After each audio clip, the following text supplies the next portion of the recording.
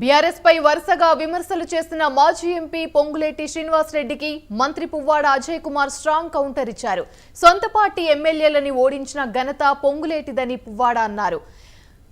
పిట్టల దొర మాదిరిగా పొంగులేటి మాట్లాడుతున్నారని, ఖమ్మం జిల్లా రాజకీయాల్లో నువ్వే బచ్చావంటూ పువ్వాడ ఘాటైన విమర్శలు చేశారు. ఖమ్మం జిల్లాలో బీఆర్ఎస్ పార్టీని పొంగులేటి ఏమీ చేయలేరని పువ్వాడ అన్నారు.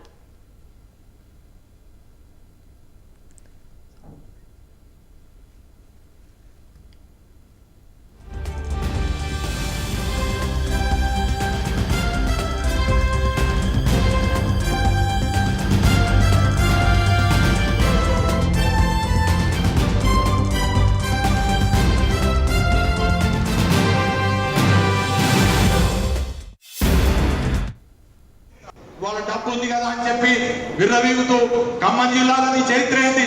గతంలో నా చిన్నప్పుడు నేను చూసినోడిని ఓ పిట్టల్లో వచ్చినోడు. ఆ పిట్టల అంటే తెలుసుగా, టోపీ పెట్టుకొని ఒక చెక్క తుపాయి చుట్టుకుంటా ఆ చెక్క తుపాకుతో నరేటోడు అనమాట. నేను ఇట్లా నాకు అమెరికా ప్రెసిడెంట్ తెలుసు, నాకు రష్యా ప్రెసిడెంట్ తెలుసు, నేను ఇందిరాగాంధీని చేసిన రాజీవ్ గాంధీ నాకు చేసిన, లేకపోతే ఇక్కడ అంటే ఆ పిట్టల దొరకి ఏంటంటే వాటి గురించి వాడు ఎక్కువ ఊహించుకొని ప్రజల ముందు మరి కామెడీ చేస్తాడు అనమాట. ఆ కామెడీకి వాళ్ళు నవ్వంగానే వాడు పెద్ద బాగా సంతోషపడతాడు. ఇప్పుడు ఈయన కూడా ఖమ్మం జిల్లా పిట్టల దొర లేకున్నాడు.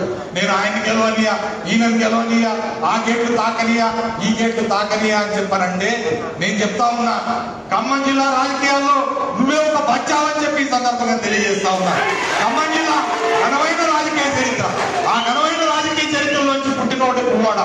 ఆ పువ్వాడ పుట్టినోడే ఈ పువ్వాడ. ఈ గుర్తుపెట్టుకో. మేము 60 ఏళ్ళు ఈ ఖమ్మం జిల్లా రాజకీయాన్ని చూసినాం, ప్రజలను చూసినాం, కొండ గుట్టలెక్కి పీడిత తాడిత ప్రజానీకంతో పాటు పయనం చేసినాం, వాళ్ళ కోసం పనిచేసినాం. నీ చరిత్ర ఏంది ఒక్కసారి ఆలోచించి. నీకు డబ్బులు ఉన్నాయి కాబట్టి విరవింతా బిడ్డ ఏదంటే ఊరుకుంటామా? ఎవరైనా అరాచక శక్తులు నా పక్కన ఉన్న అరాచక శక్తులా? వీళ్ళని చూడండి, వీళ్ళ ముఖంలో ఎవరైనా సరే ఒక్కళ్ళకన్నా సరే ఒక్క కేసు ఉందా వీళ్ళలో? నా పక్కన ఉన్న చరిత్ర ఇది. మీ పక్కన ఉన్న వాళ్ళు ఎవరైనా రౌడీ షీటర్లు, రాత్రి పూట గంజాయి పెట్టోళ్ళు, బ్యాంకులు దోపిడీ